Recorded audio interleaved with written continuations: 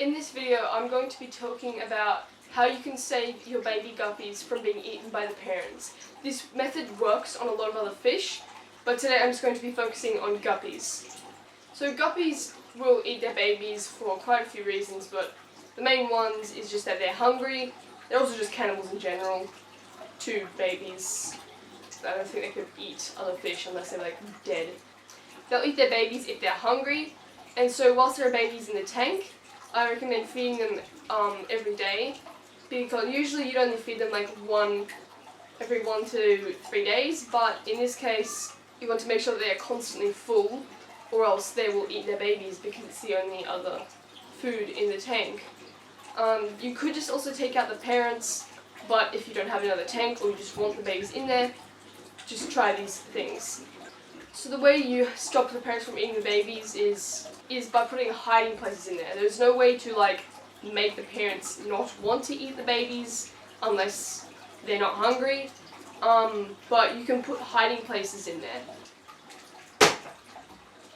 So what you can do for hiding places is you can make these little breeding mops. I had some like more greener ones that I put in the tank, and they sort of just like crumbled apart. I don't think I used the right wool, but this is just like sort of like a practice one. You can watch here. There's like videos that show tutorials on how to make them. Make sure you use the right wool though, because the one I use just died in the tank. But this is what they'll look like. Try using more natural colors too, and the babies can hide in it. And they're like little like plants. So the babies will hide in them, and the parents can't see them very well because, you know, they're hiding. And the other thing you can do is just put in heaps of plants. Most tanks have plants in them anyways for guppies. Guppies should be kept in planted tanks, in my opinion. It's just more of their habitat, and guppies go really well in planted tanks. And there are heaps of plants that you can put in with them that the babies can hide in, like hornwort, Java moss, Christmas moss, and subwasatang. I don't exactly know how to pronounce it, but that's how I've heard people pronounce it.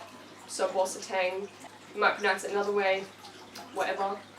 But just like the big bushy plants like that are really good hiding places for the babies. You can also add in like sticks and caves. Just be careful with sticks though, because guppies can often tear their fins on little sticks in the tank because of how long their fins are.